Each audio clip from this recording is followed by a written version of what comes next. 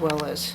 So, I mean, when I go to do anything, even if it's just sit here and bend over my knees and talk to you, my system's synchronized, how my foot goes into my body, how my hands are around, I'm just, it's not Cirque du Soleil kind of synchronized, but I have a synchronization, whereas our kids are like, everything's, it's like they're placing, and trying to move around, and that's a lot more work versus just coming over the system and coming back, and then I can reach out, I have to place my hand here and then do this, and it's fatiguing. So just because you get the foot to start synchronizing doesn't mean now you got to need. And even Frank, you'll see it better on the video part than there, but I've got him on pads, so his legs aren't even hanging, so he's got a secure, so like if you were doing this here, I should show you quickly. Let's say if you were doing this with someone, see how I have it padded? So the feet are actually off the ground if you were working with the adults. So, this is him on knees. So honestly, if I had it properly, I'd want to put more of a bolster right here so the feet can sit there and work more. And I don't have to worry about this with Frank as I would a real human being, but. How beneficial is it to work on, like if we did exactly the same lesson, standing lesson on the knees, is that going to be really helpful as well? Yeah, because that's crawling, Okay. So, and again, the more variations you have to do the same thing, the more variations or the more options your brain has to doing anything. So that's where the movements turn into cognitive functions.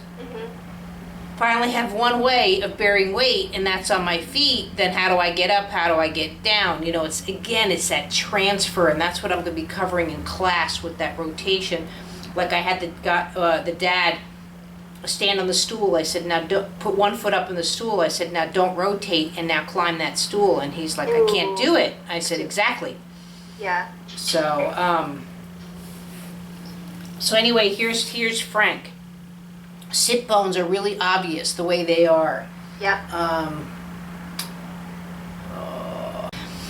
There's a lot of things that go on when they're in this position. They're breathing differently. A lot of these kids have never done, quote, tummy time.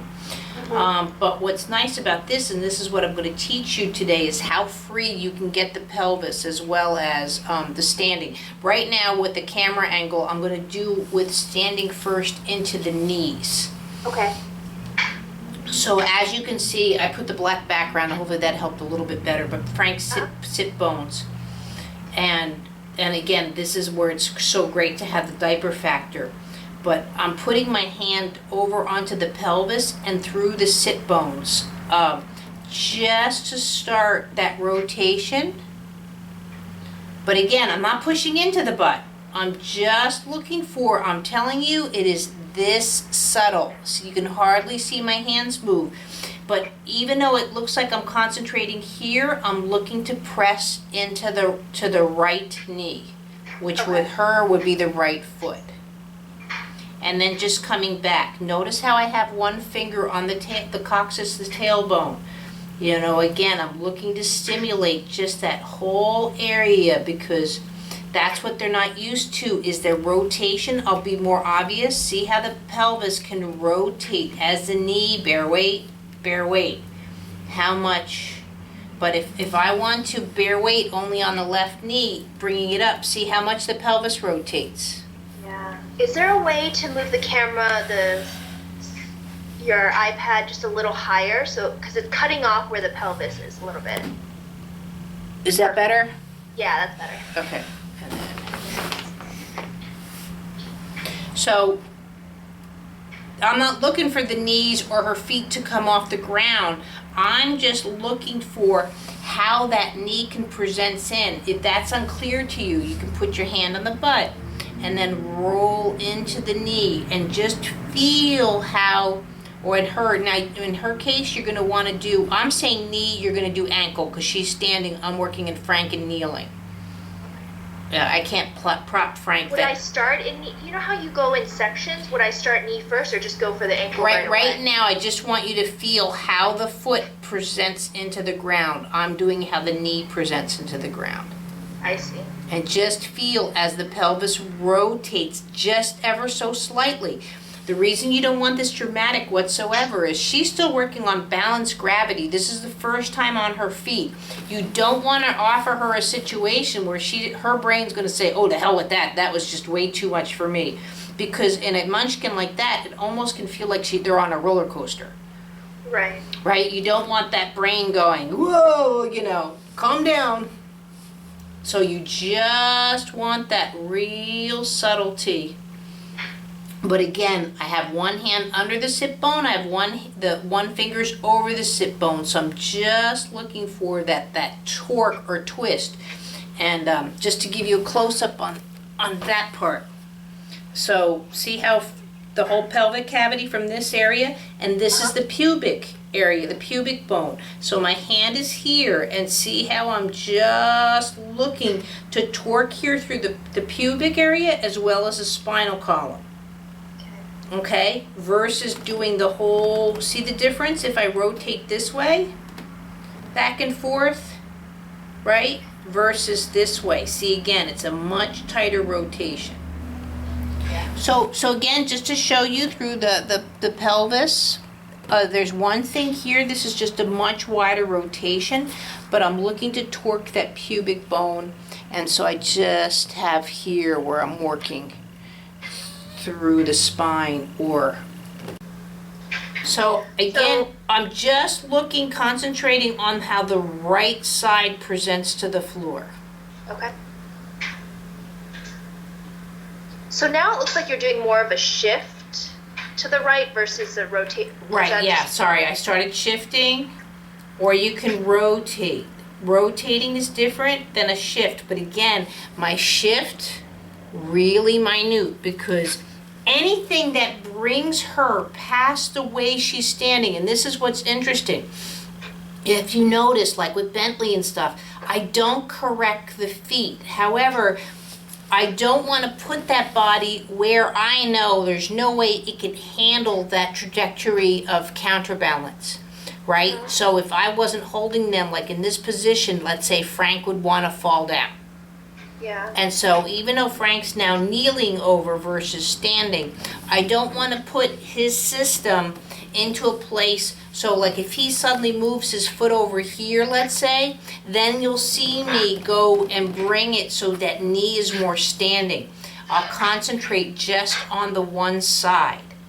Right. So if the left foot is being twisted, I don't care. That's why parents automatically, they want to help me and fix the foot, and I tell them to go away, and they just don't understand that. And I'm like, I'm just dealing with one piece at a time. The brain can't handle, because when the foot's moving abnormally, or the leg, that's me, their brain saying, I don't know what I'm doing, and I'm kind of trying to figure this out. So my goal is, okay, I'm going to help you figure it out on the right side, then I'm going to help you figure it out on the left side, and then we'll go back and figure it out side, the 2x2. I see. Okay.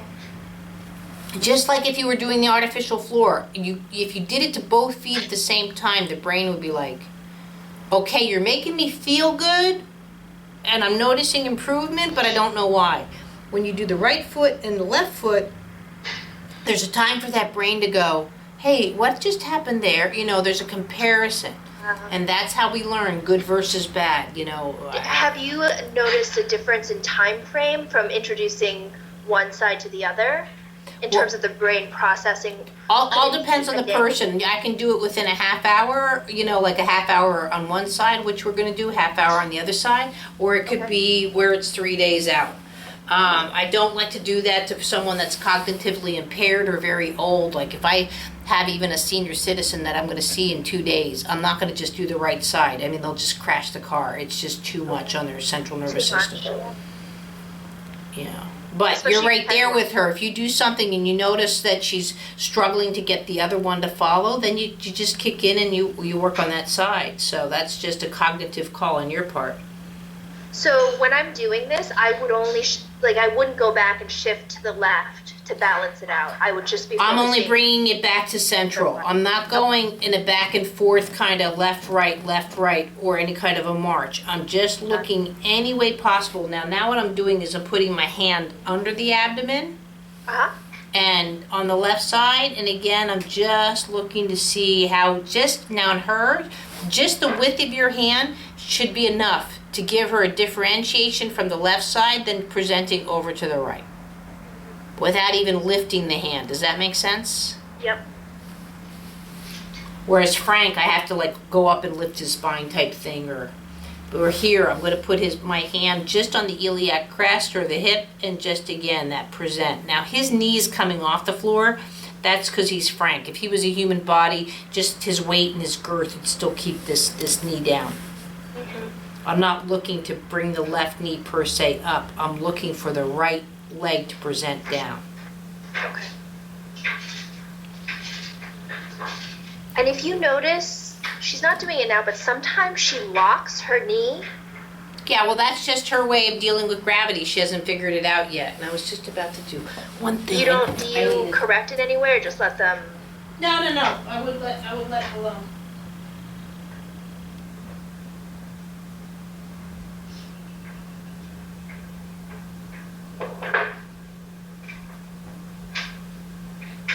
I don't know if you can see this. I just got a stick. So another way, it's probably not a good idea doing black on black. It should be. No, I can see it. You can see it. So see how again that tilting over, that transfer of weight. This is where I don't like to use sticks and stuff, because people think I'm dealing in planes. I'm not. I'm looking, again, I need that blue wave thing. I'm looking for that as the weight transfers through that line. Versus where I'm, when you're just looking at this as an X and Y axis, then you're losing the whole conversation of rotation. So, I know, now I'm getting funky.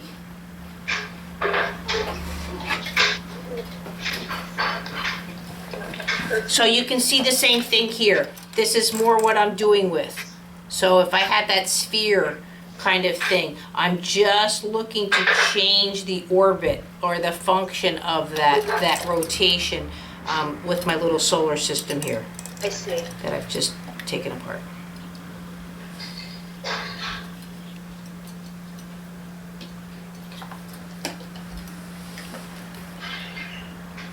And even Frank is getting more responsive as he does. So now what I'm going to be doing is putting my fingers onto the outside of the sit bones, still the thumb underneath, and now I'm pulling. I'm still putting that pressure down into the right knee, but now my rotation is going clockwise. Whereas before I was kind of doing counterclockwise over to the right, and now I'm doing. So my thumb is lifting up through the left hip, but I'm still pressing down with my fingers into the right floor. Does that look? So this direction? Yeah. Okay. There, does that make sense? Yeah. Yeah, to answer your question, if you were doing something like that, you were concerned with the knee, then you can come here like this and just, we'll torque it a little bit, but we'll be doing that. But right now, like I said, my conversation is just that flow from here to transfer weight to here and vice versa through the pelvis. Okay. I'm not concerned about foot placement, knee placement, anything like that. Right now, I just want the concept that somehow, like if this was a marble here and I was doing that marble's slowly gonna roll over to this side and back again. It's a conversation that should happen through the tush, and it doesn't happen in any kind of circumstances from low tone to high tone. That's why they march versus, or they drag their legs versus a walk. Got it. I just can't think of a good visual.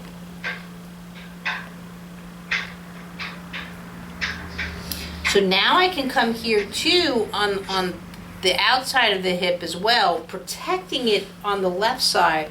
And again, pressure going through that right foot. But again, don't press down. Press back into the foot. Remember, it's just like my big ball here, okay? So I'm not looking for pressing down. I'm looking when I bring it back to press into the floor. Does that make more I sense? see. That makes a lot more sense. Now, I'm not saying both moves aren't bad, but I'm not looking for joint compression. See how I can do that and it turns more through the knee. When you press down, you're losing that rotation. But see, like, look at how nicely she's doing that now. See how she's rotating through the foot and starting to bring the pelvis or the hip behind the heel. Yeah. And that's not something that she's used to doing in standing.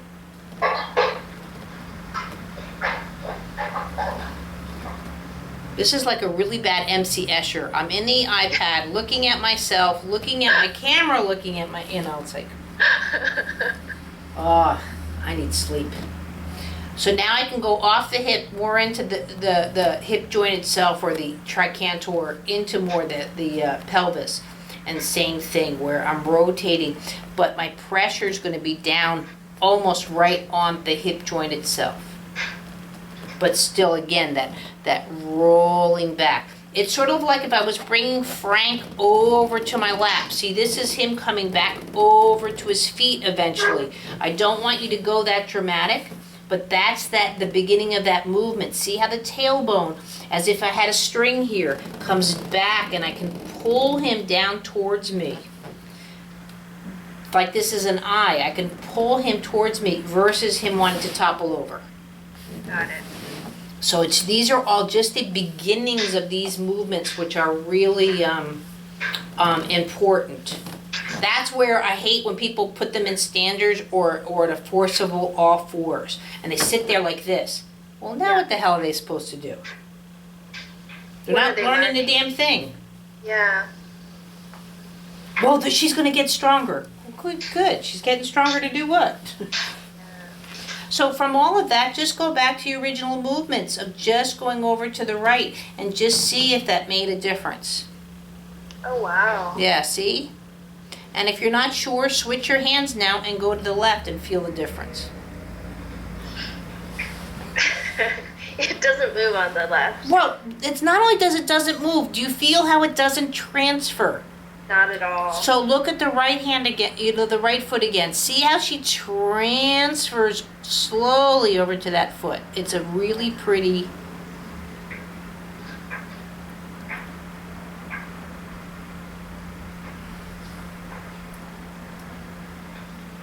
So now at this point you can have her hand where you've got the thumb on that tailbone, that sacrum, and you can start going just to the top of the femur. No, don't pull it back, you're jumping. You still want to go, so the femur is going to go forward, but foot into the ground. Just again, this very light, because if you go any harder, the knee's going to collapse. Got it.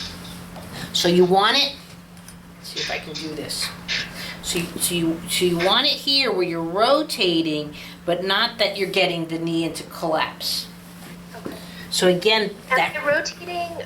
So with the Vietnamese family, you were rotating up or rotating down? Well, you can do both. Now, if I had worked on both legs now, you're jumping the gun. If I had worked on the left leg and the right leg, now I'm looking to a kneel. I bring him over to his left. I rotate and bring knee up. Right? But I haven't worked that left side yet. So she, in a sense, doesn't have a leg to stand on. You haven't worked on this side. So to suddenly start going up with that. No, but you did it so subtle. I couldn't even tell, but you were saying your thought was up or down. Right. Am I rotating? Right now you're rotating towards the table, but in a down position, so her foot's coming to the floor. Okay. But you don't want to do it with too much vigor that knee buckles. Okay. So that's, literally you're going to be going just that much of a turn. So don't bring her out. Just right now you're going towards the table and just sort of back to a neutral. So again, her rotation is maybe going to be maybe of a quarter of an inch. She actually is going to get more proprioceptive feedback from how her femur is hitting that table. Yeah. Because she's not used to also going against an object that way. So she's learning where she is in space and standing. She's also learning how there's an object in front of her. She's learning, again, that feedback. I push in, I push out. So she's getting your feedback from the hand as well as from the table.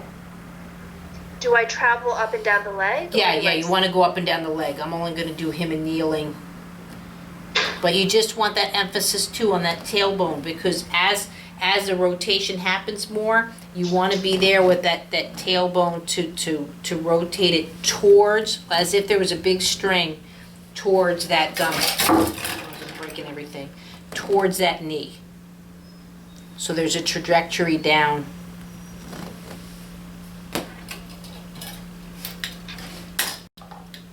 Now that we're doing these video series, I need a whole new bunch of props and whatever. I feel like, Mrs. Turner's Science Lab 101. Seriously. But this is where I need a skeletal system app.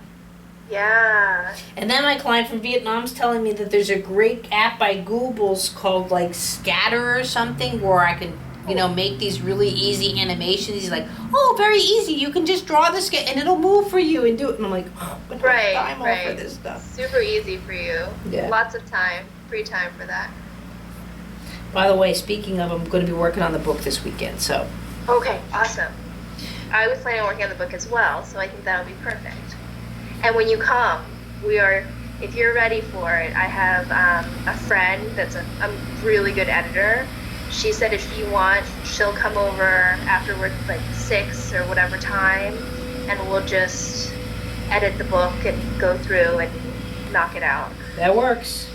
Yeah, I'm excited. Kelly's cooking, I have to buy right? her food. That's the only thing. What? I have to just buy her some food and feed her, and maybe some alcohol involved. But Yeah, well, I'm sure Kelly will whip up something simple. So, again, you can be doing this one for a long time. Now, I'm going to work just briefly from the foot. This would be from the heel, so you're going to go down to the heel. I'm going to do it here from the foot. Let's see if we can move Mr. iPad. So if this was just here, I can then move and rotate just briefly that heel of the foot. So you're right here doing the heel, just a brief. And see how her toes are coming up? So she's getting a little bit stimulated that way. And now you're going to go back to the original movement and just see if that made it different. Oh, it did. Yeah, see how much nicer now she's presenting over to the right. I still want to do it myself, and then when I see how it just loosens up on its own. You know what though? You can put yourself over the couch or a chair or like this where Frank is and kneeling, and you can do all of this to yourself. Really? How? Just through moving. So, now you want a shot of my butt.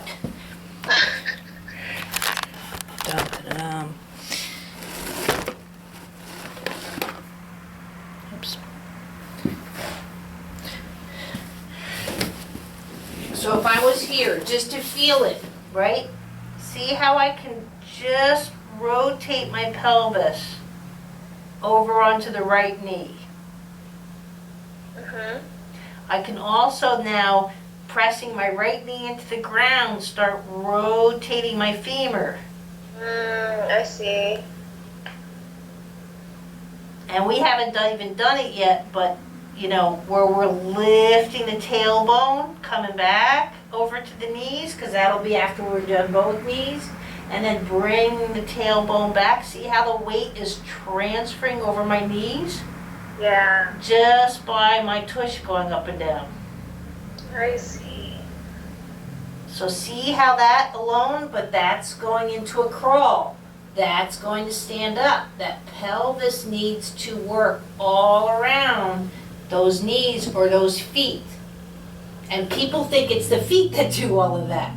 But see how the pelvis is just like I'm a big bumblebee. Just Yeah. And so the more you work on that pelvic function, look at all that the feet can do. So, the feet, I get it, has 26 bones in each foot. I get it that the foot has to do all of those things. But this is just such a marvelous mechanism to do it around thinking of the pelvic structure. So now I'm going to